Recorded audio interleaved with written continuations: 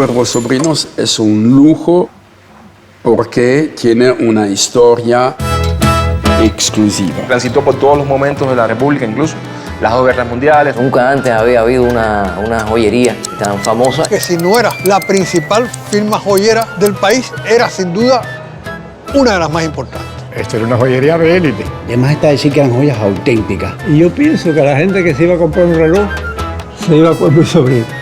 Es un reloj de lujo suizo que ha nacido sobre una isla del Caribe. Y hay gente que lo tiene como una reliquia en su casa y no lo venden en nada porque están enamorados de un reloj que es una maravilla. Cuervo y Sobrino fue, digamos, la relojería más grande que ha tenido La Habana, que ha tenido Cuba. La Habana era una ciudad moderna, actual, a la vanguardia. La Habana es un centro cultural desde el siglo XIX. Y que estos relojes nos representen en cuanto a la cultura, la historia nuestra, creo que para todos nosotros nos hace sentir orgullosos. Es decir, nadie habla de Cuervo y Sobrinos y piensa en otro país que no sea Cuba. Cuervo y Sobrinos forma parte del patrimonio de la nación cubana. La Cuervo y Sobrino es como nuestra familia.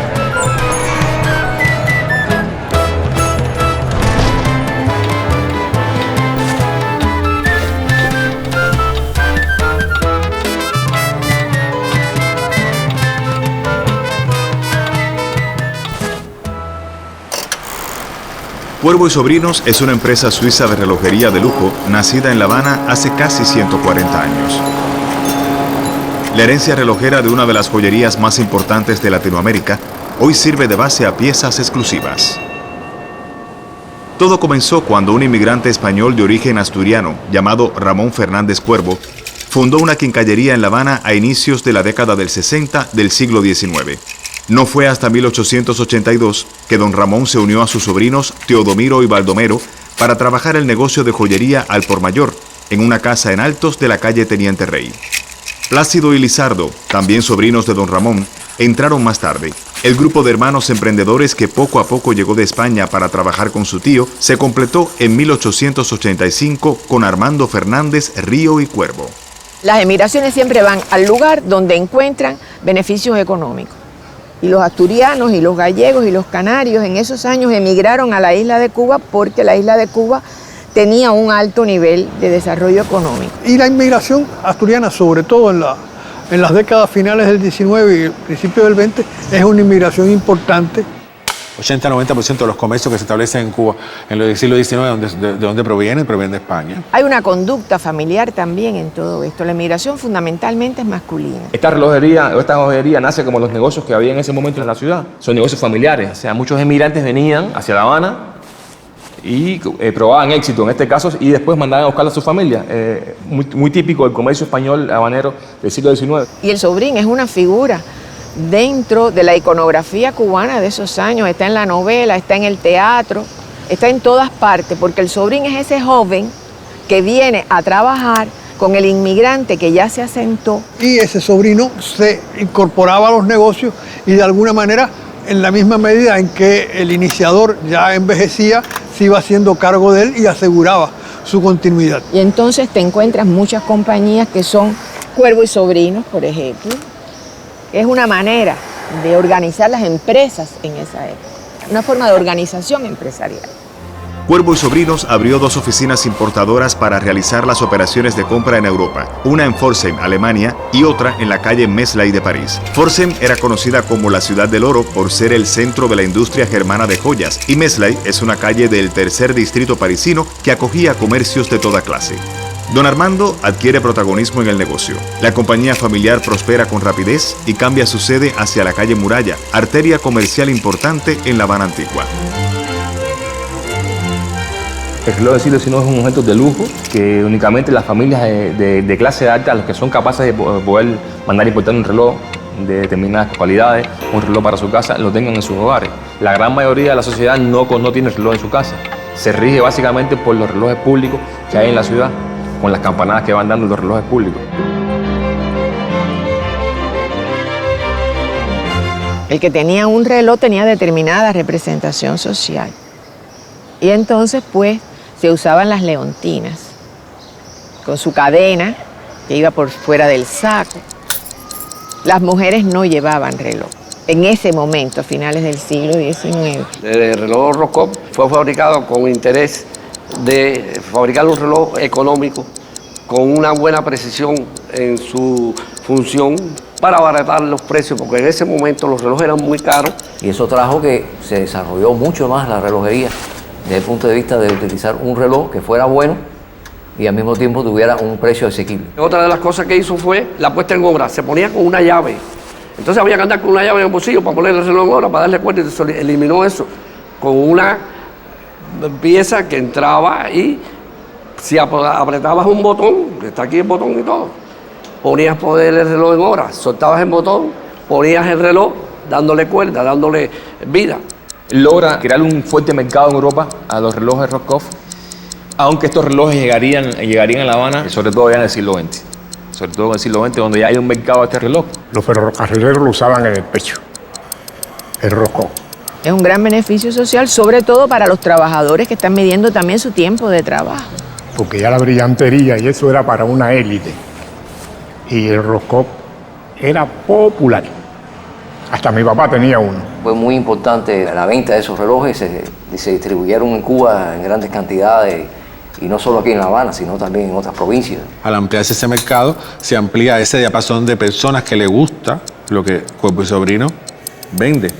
Y de alguna manera de lo que Cuervo y Sobrino se apropia. Y el hecho de ellos situarlo en Cuba y de distribuirlo en toda la isla le dio una gran jerarquía por encima de otras casas joyeras o casas relojeras de la ciudad.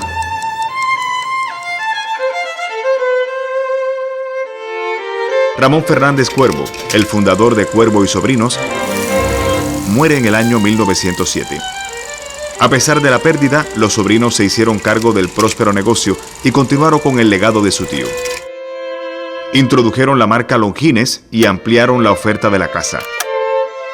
Cuervo y Sobrinos obtuvo los derechos exclusivos para distribuir en Cuba los relojes de esta prestigiosa firma.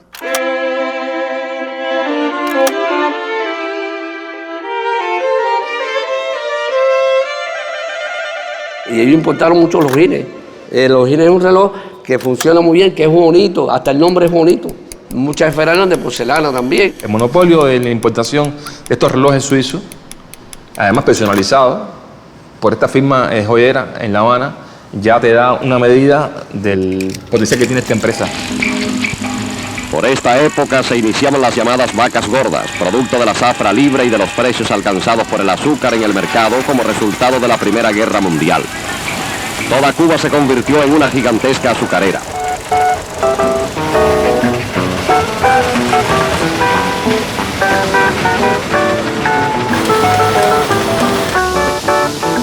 Ese desarrollo es muy rápido y muy intenso.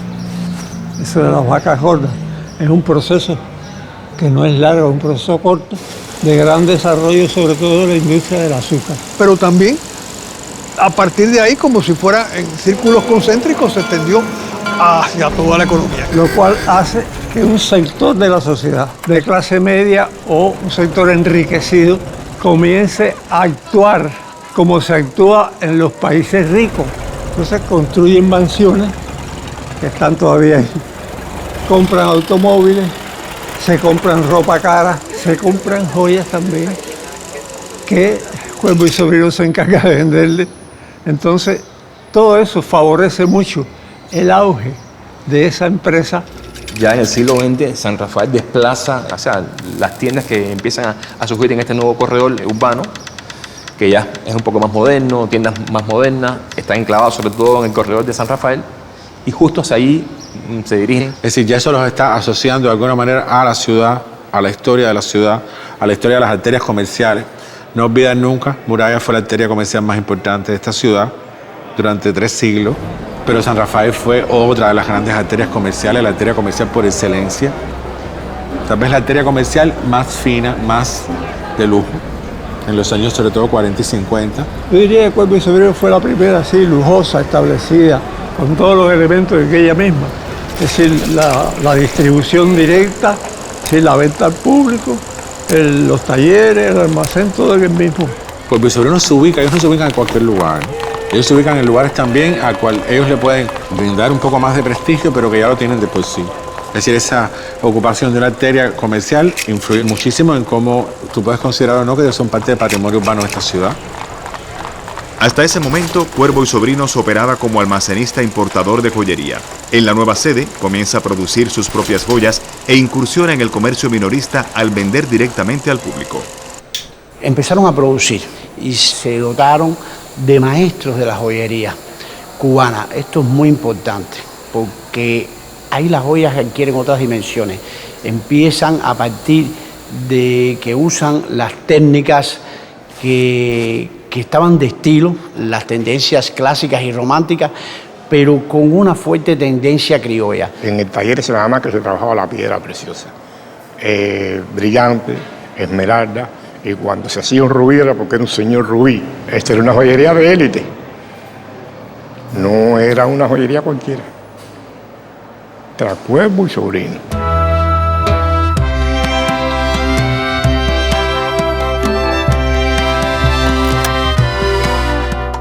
La Habana es un centro cultural desde el siglo XIX. La Habana es el sitio donde las óperas de moda están llegando desde los años 40 del siglo XIX, donde las bailarinas de auge como la Fanny Esler está viniendo, que está viniendo un tenor como Caruso, y que eso continúa. Hay también una anécdota de un famoso Belmonte, un famoso torero que también le compra un gran collar a su novia, que en ese momento era uno de los principales toreros que existían en España.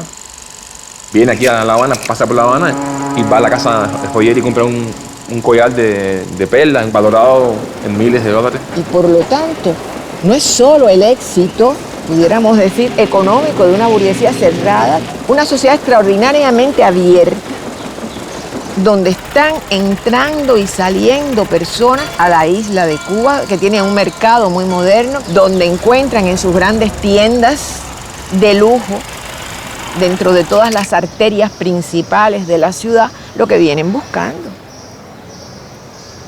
Y por lo tanto, dentro de esto está enmarcado también Cuervo y Sobrino. En 1925 fallece don Armando y su hermano Plácido asume la jefatura de la joyería. Plácido había traído de España a un adolescente para trabajar en Cuervo y Sobrinos. Su nombre era Ricardo Ribón Alonso y poco a poco ganó influencia dentro del negocio. El 14 de agosto de 1927, el diario de la Marina muestra una publicidad de Cuervo y Sobrinos. La carta del aviador italiano Francesco de Pinedo confirmaba la calidad de los relojes Longines utilizados en su famoso vuelo por 4 continentes, y la joyería habanera acogió como suya esta hazaña. En esta época, Cuervo y Sobrinos popularizó el eslogan que guió su publicidad durante las próximas décadas: los joyeros de confianza. Vendían porcelanas Royal Copenhague y artículos de la empresa parisina de orfebrería Christoffel. Además, representaba los cristales Lalique. Lalique no es una cristalería para todos, ni al alcance de todos, es una cristalería muy exclusiva. Si tú como marca o como empresa asumes la representación de algo así, vas a tener la entrada garantizada a un sector, sobre todo burgués, en esa época en Cuba. Es que todo hay que verlo en los dos sentidos. Yo no creo que René Lalique se hubiera dejado representar en Cuba por cualquier otra marca. Tenía que ser Cuervo y Sobrino. Es decir, que se asoció siempre con lo mejor. La crisis económica de 1929 en el sistema capitalista llegó a Cuba en 1930. En ese contexto, Cuervo y Sobrinos cambió su estructura empresarial. Como la zafra se redujo de 120 días a apenas un poco más de 60, también el tiempo de empleo se redujo notablemente. En consecuencia, el país quedó hundido en una depresión muy notable, muy grave. Bueno, en primer lugar, cuando no hay dinero, no hay con qué comprar.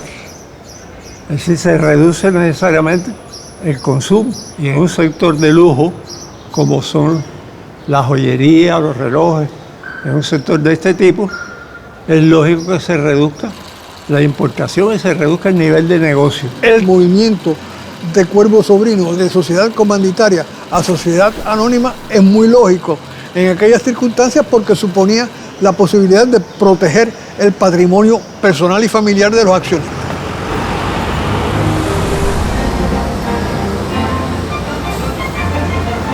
Ricardo Ribón ya era el gerente general del negocio y entre 1938 y 1941 fue presidente de la Asociación de Comerciantes de las calles Galeano y San Rafael. Dirigir esa entidad demandaba y otorgaba un estatus especial, debido a que agrupaba importantes tiendas como El Encanto o Fin de Siglo. Las grandes tiendas por departamentos surgen relativamente temprano en Cuba, digamos que empiezan en la década del 20 y después van a irse ampliando, sobre todo en los 40, que es su momento de auge. Porque realmente se van haciendo muy importantes porque van refinando su trabajo. En la élite comercial, por supuesto, la cúspide la ocupaban las grandes tiendas por departamento. Pero esto también tenía sus diferencias por ramas. Y dentro de la rama de la joyería, sin duda, Cuervo y Sobrino estaba muy bien establecido. Entre los grandes orgullos, entre las grandes casas comerciales que había en este corredor de San Rafael, estaba Cuervo y Sobrino. O sea que no es nada improvisado, es el producto de muchos años de experiencia, de trabajo.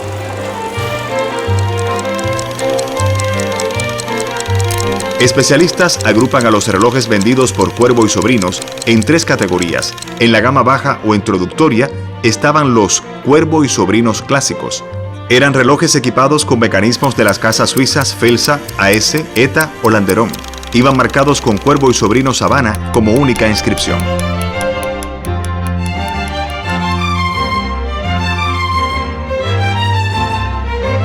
En la gama media alta estaban los Cuervo y Sobrinos Tradition. Lucían maquinarias Felsa y AS con complicaciones sencillas. Llevaban la inscripción Cuervo y Sobrinos Habana Tradition y el escudo de la joyería. Los Cuervo y Sobrinos doble marca sobresalían en la oferta de la casa. En primer lugar, la mercadería que vendía Cuervo y Sobrinos estaba personalizada. O sea, tenía una especie de doble marca. Eso ya le confería un cierto arraigo, una cierta autoridad. Cuervo y Sobrino en el mundo de la relojería tenía prestigio. Y la mayoría de la fama no se la daban los otros relojes de pulsera carísimos que se vendían aquí, sino el reloj de bolsillo. Pero hay productos para ser accesibles y productos para ser exclusivos. Ellos jugaron con las dos tendencias. Nunca obviaron una con respecto a la otra. Desde un reloj sencillo, que se fabricaba también para medir el tiempo de ese individuo que no tenía grandes recursos, hasta un reloj que fuera una joya para una persona que tuviera el capital suficiente para adquirirlo. Cuervo y Sobrino, aparte del Roscoe, distribuía un reloj de muñeca muy caro, el Patek Philippe, que eso era súper caro. Y importaron roles también. Importaron, ellos después se dedicaron, fueron prosperando, en el mundo fueron siendo más famosos y teniendo más dinero. En base a eso empezaron a pedir, a traer cosas más importantes y más caras. Los relojes no se hacían aquí. Los relojes se hacían en Suiza. Aquí nunca hubo fábrica de relojes. Cuervo y Sobrinos siempre ha producido o ha hecho producir los relojes en Suiza. Eso es muy importante saberlo, porque por obvios motivos no se puede hacer en Cuba, ¿no? No tiene Cuba la tradición en la tecnología de Suiza. Era el mejor fabricante de relojes. La tradición que tenía era de muchos siglos atrás y no había en ese momento ningún otro país que tuviera esa experiencia y ese nivel que se había logrado el Suiza. Ellos importaron, yo creo que todos los relojes que existían en el mundo los importaron para Cuba y los trajeron para Cuba. Si no fueron todos, fueron el 90%, el 80%. Porque todos los calibres de relojes suizos están en Cuba.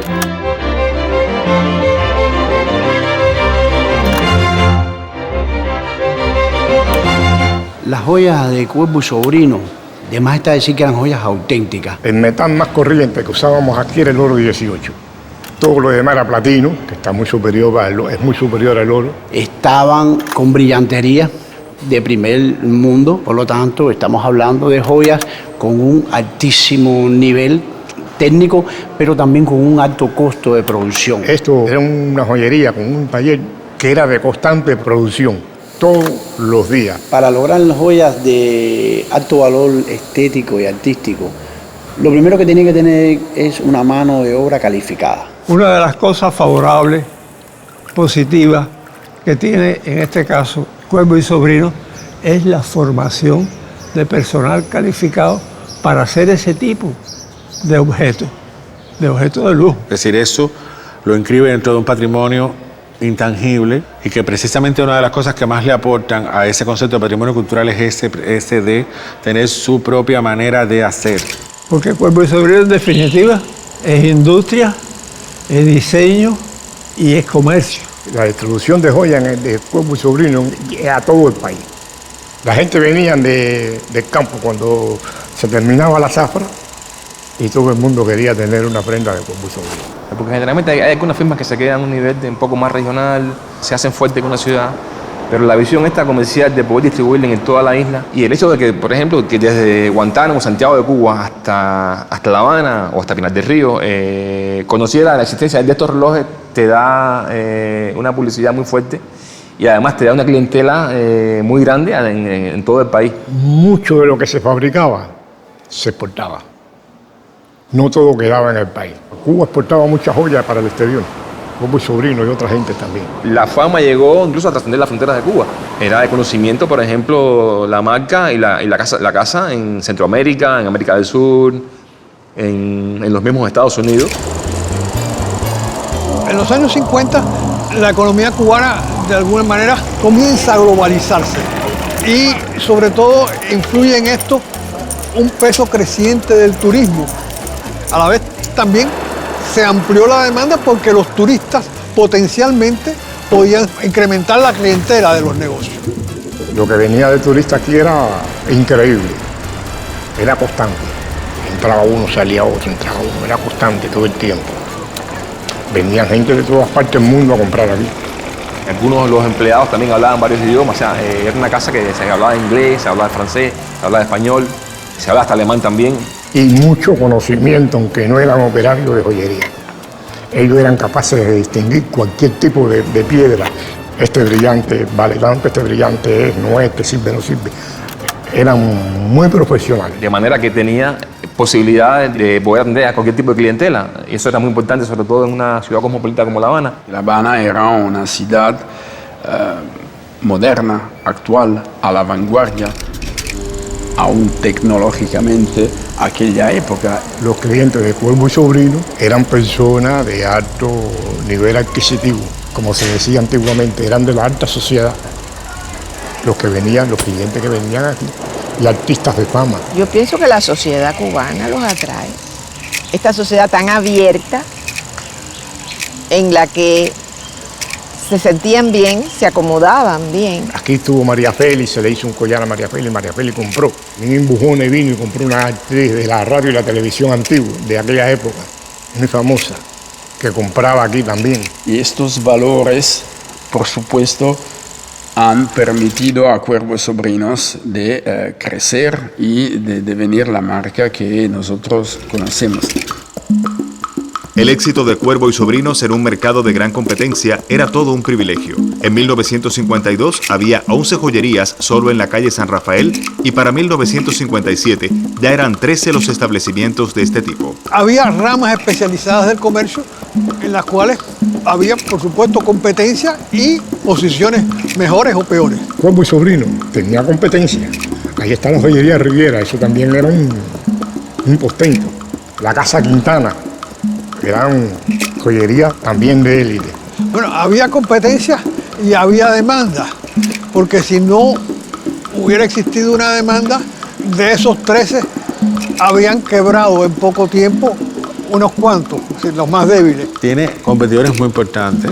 En Cuba la joyería es un ramo muy bien desarrollado, no solo por los españoles, sino también por los judíos. Y con negocios muy buenos, que la gente no lo sabe, por lo general en Cuba se tallaban diamantes, Cuba tenía una industria de diamantes importante. Esa gente era un portento, te digo, que sí, que le hacían competencia, pero Cuervo y Sobrino tenía el primer lugar. Nadie sobre Cuervo y Sobrino. Cuervo y Sobrinos tiene una identidad de historia. Es un reloj de lujo suizo que ha nacido sobre una isla del Caribe. Y yo pienso que la gente que se iba a comprar un reloj se iba a Cuervo y Sobrino. Oír nada más que Cuervo y Sobrino, la gente le encanta eso. Es el crédito que tenía la compañía. Ese letrerito en cursiva decía algo. Y es lo que le daba respaldo a las ventas de ellos. porque lógicamente están comprando relojes de alta calidad. Es decir, no es cualquier tipo de reloj. Creo que aquí estriba la importancia que tiene para la joyería. Es decir, ganarse un nicho mayor de mercado, una cuota mayor de mercado y sobre todo mantenerla, que es lo más importante en este caso de los giros comerciales. Cuervos Sobrinos ha sido durante los años, digamos, golden year de la marca, una de la joyería más importante de Latinoamérica. Legó una marca para la posteridad y fue un desarrollo en este punto de vista de los relojes en Cuba. O sea, nunca antes había habido una joyería tan famosa y que su nombre se está recordando hoy en día, incluso a pesar de los años que han pasado. Como mismo hay edificios importantes, como mismo hay una partitura musical importante, creo que una maquinaria relojera suiza de primer nivel, con un gran arraigo en la sociedad cubana, con una memoria que está recogida en la prensa, en la memoria colectiva de la nación. Creo que sí, que tiene todas las condiciones para ser un patrimonio de la ciudad, la firma relojera Cuervo y Sobrino. El 1 de enero del año 59 marca el inicio en Cuba de un escenario de profundas transformaciones de tipo estructural que terminaron por destruir el régimen capitalista existente en la isla. El cambio no fue de ahora para ahora. Todavía en el 59 se trabajaba la joyería fina aquí. Todavía en el 60 se trabajaba la joyería fina aquí. En los 60 se crean condiciones y se expresa ya una guerra económica entre Cuba y los Estados Unidos. Y aquí viene todo el gran conflicto. Es decir, cuántas de las materias primas que utilizaba Cuervo y Sobrino, cuánto de los productos que necesitaba para conformar sus mercancías venía de la conexión con los Estados Unidos. Después fue decayendo el producto. Ya entonces ya era piedra semipreciosa, osiazo de aguamarina, amatista, venturina, ya era otro tipo de mercancía la que se hacía. Pero al mismo tiempo hay otro factor que conecta con el éxodo burgués. ¿Quién era ese consumidor de los productos de lujo que Cuervo y Sobrino generaba? Indudablemente este sector burgués que ya no está en La Habana. Dicho de otra manera, el mundo de Cuervo y Sobrino, desde lo simbólico hasta lo estructural, desaparece en Cuba. Luego ya se vino la rotura, la separación total del taller. Ya el taller le fabricaba a Cuervo y Sobrino, pero le fabricaba a todo el mundo. Ya viene la prohibición de fabricar en oro y se empieza a fabricar en plata. En la medida que estos comercios, que este entramado de la mediana burguesía comercial va siendo tomado por el poder revolucionario, se produce un cambio importante en su articulación interna. El sentido de la producción comercial, el sentido de la realización del negocio empieza a ser otro. Fue pasando el tiempo, se fue acabando la existencia y entonces empiezan a entrar los relojes soviéticos aquí. Y empiezan a venderse fantasía y empieza a venderse joya de plata. Y empieza a decaer la joyería como tal. Ricardo Ribón partió de Cuba con toda su familia hacia el exterior y nunca más trabajó la joyería.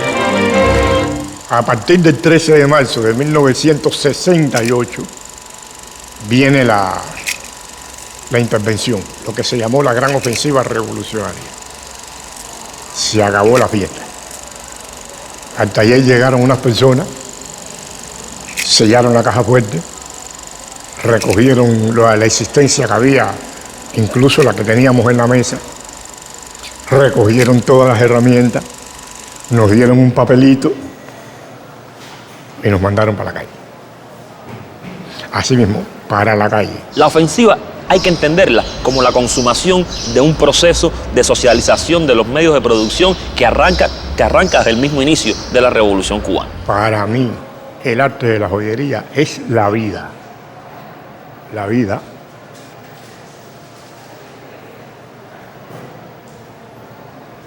Cuando cerraron el taller, yo lloré.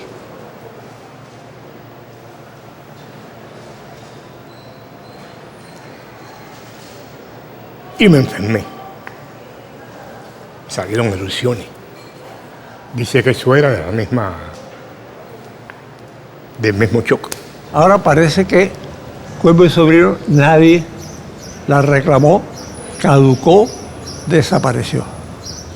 Por consiguiente, ya no era una marca. Muere Cuervo y Sobrino, muere el nombre heredado y construido en el pasado burgués, y aparece el nombre de Praga, que simbólicamente anuncia el rumbo por donde la revolución va a discurrir. El rumbo de una alternativa al capitalismo desde las coordenadas del socialismo real acuñado en Europa del Este. En los años 90, Cuba entra en una profunda crisis económica e inicia una apertura hacia el exterior.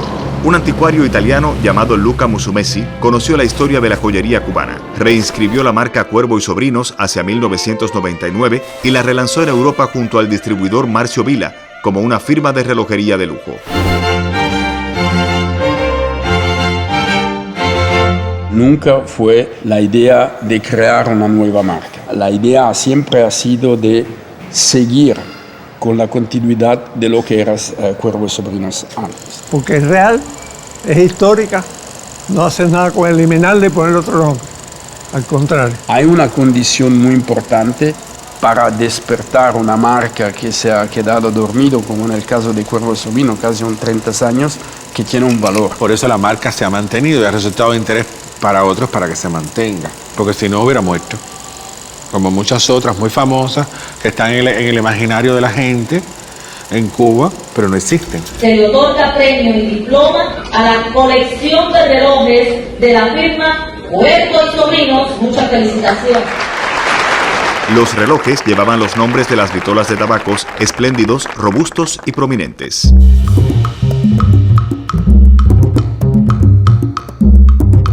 Los modelos, las familias más importantes, que son Historiador, Prominente y Espléndidos, tienen un diseño que es inspirado de manera clara al diseño del pasado. Por supuesto, lo hemos adaptado a nuestros días, porque los relojes hoy en día son más grandes, la calidad es distinta. Ellos tienen toda una asociación directa, simbólica, con el país donde nacieron. Una asociación simbólica que, por supuesto, ellos, durante todo el tiempo que estuvieron presentes en la isla, construyeron, de la cual se apropiaron. Los habanos son los mejores puros del mundo y nosotros, Cuervo y Sobrinos, desde el principio utilizamos como package para nuestros relojes un humidor. Esto crea esta relación, por supuesto, entre el puro de Cuba y los relojes Cuervo y Sobrinos. En el año 2009 abre en La Habana Vieja una boutique museo de Cuervo y Sobrinos gracias al esfuerzo conjunto de la compañía y la oficina del historiador de la ciudad, dirigida por el doctor Eusebio Leal. Louis Vuitton no puede no estar en París, como Tiffany no puede no estar en Nueva York, por supuesto. Así que Cuervo y Sobrinos tenía que haber una presencia en La Habana. Por esto, el ayudo del doctor Eusebio Leal para abrir esta boutique museo ha sido imprescindible. Claro, dentro del proyecto de La Habana Vieja y del querer traer en La Habana productos de tradición. El solo hecho de que la firma, o sea, que se mantenga aún hoy día una firma relojera con ese nombre en Suiza, y que haya una relojería museo en La Habana Vieja, donde se conserva incluso la misma caja fuerte de la relojería, habla de por sí de qué lugar le corresponde a esta firma relojera. La caja fuerte es una icona de nuestra historia. Nosotros siempre queremos poner esta imagen de la caja fuerte que ha sido trasladada desde la antigua tienda de Cuervo y Sobrinos aquí donde estamos ahora.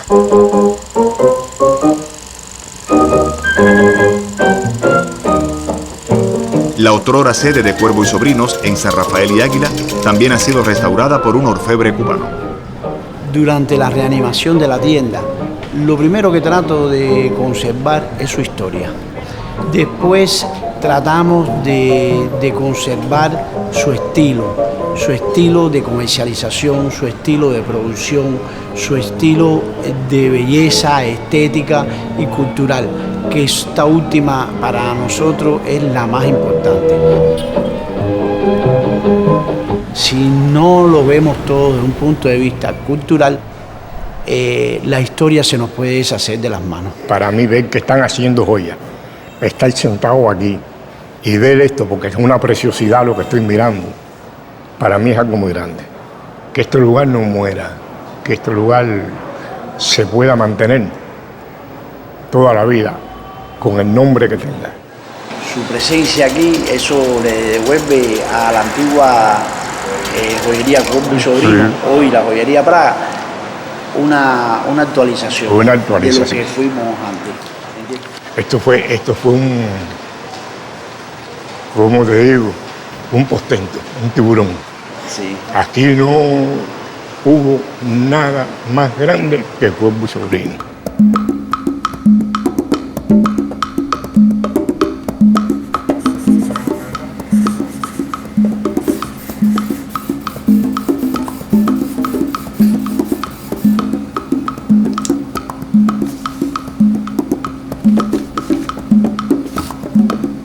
Como el mundo ha evolucionado, la técnica ha evolucionado y los negocios han evolucionado, la Cuervo y Sobrino está haciendo unos relojes bellos, con calidad.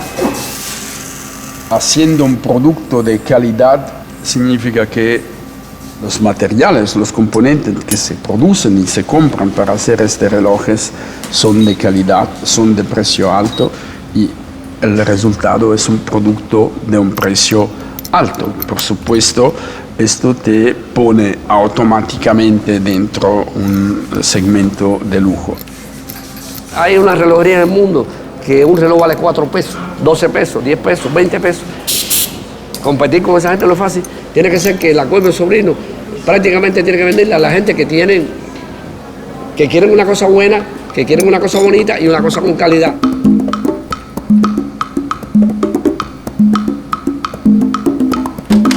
Tenemos una continuidad en nuestro negocio. Tenemos algunos mercados donde la marca está bien desarrollada y tiene resultados positivos. Son principalmente Japón, China, Estados Unidos y en Europa, España. Y después tenemos como 20 otros mercados donde todavía hay que desarrollar, todavía hay espacio para crecer.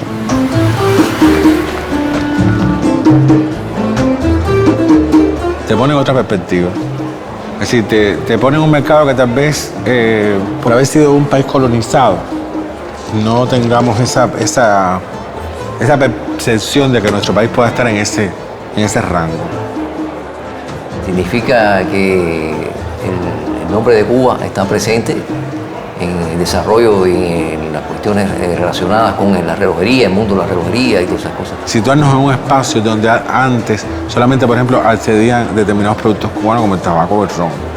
Es decir, ya es algo más que mostrar. Es decir, no solamente somos tabaco, ron y azúcar, ahora somos también relojes.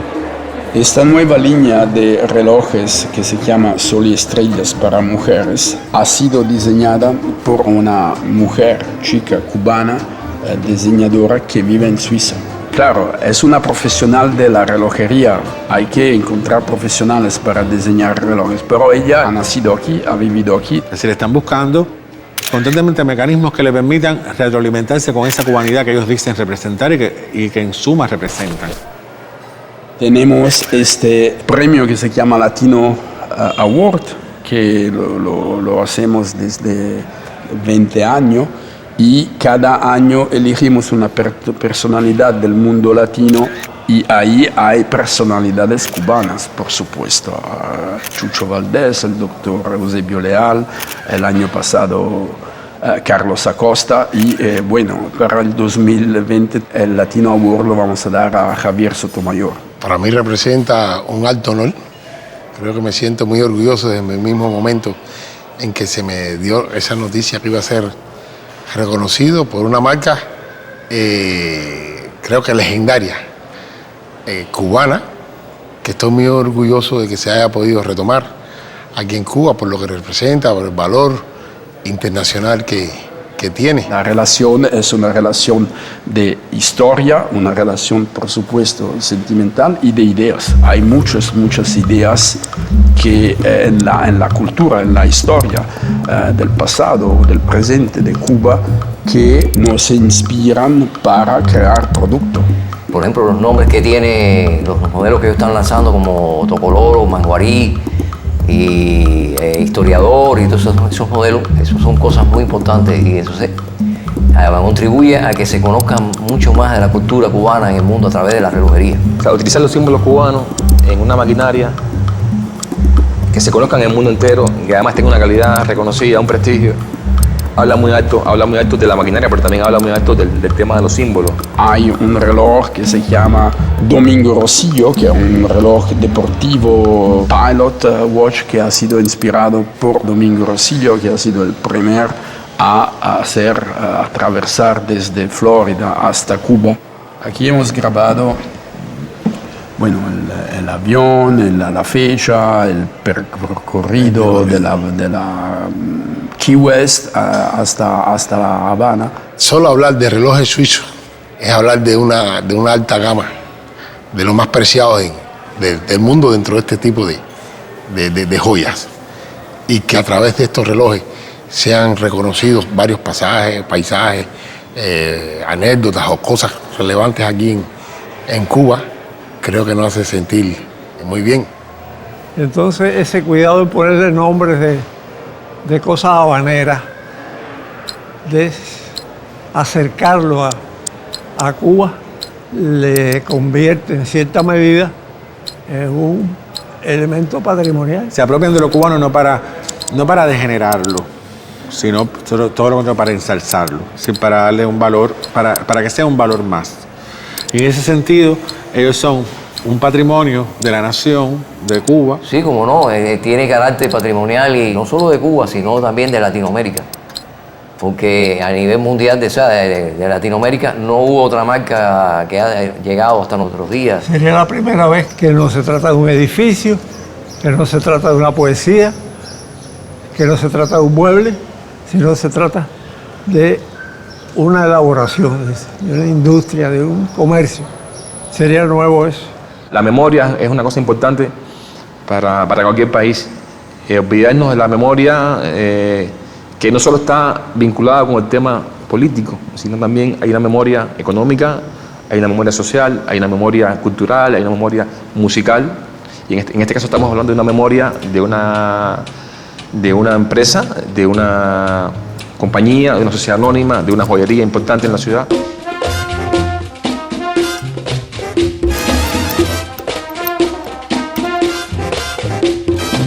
Si hubiera este concepto de considerar determinadas marcas comerciales patrimoniales, que creo que en el mundo es una cosa que se está estudiando, dándole valor, yo creo que Cuerpos y Sobrinos es una marca patrimonial. Yo creo que sí, que indudablemente Cuerpos y Sobrinos representa una de las aristas del universo cultural cubano. Y como tal, es merecedor de estudio, es merecedor de reflexiones y es merecedor siempre de espacio dentro de ese proceso siempre amplio de construcción de la cubanidad. Este matrimonio de Cuba y Suiza es tan importante para nosotros, pero quizás la dimensión cubana es más importante porque, quiero decir, es la historia de Cuba que da los valores a las marcas que después se ven en el producto. Yo creo que el valor comercial que tiene Cuerpos y Sobrinos es el de representar a Cuba. ¿Qué yo soy? ¿Qué yo represento? ¿Qué yo estoy vendiendo a través de mi reloj? Con mi reloj yo no estoy vendiendo única y exclusivamente un aparato que mide el tiempo. Estoy vendiendo el símbolo de una tradición. Estoy vendiendo el símbolo de un país. Estoy vendiendo cubanía.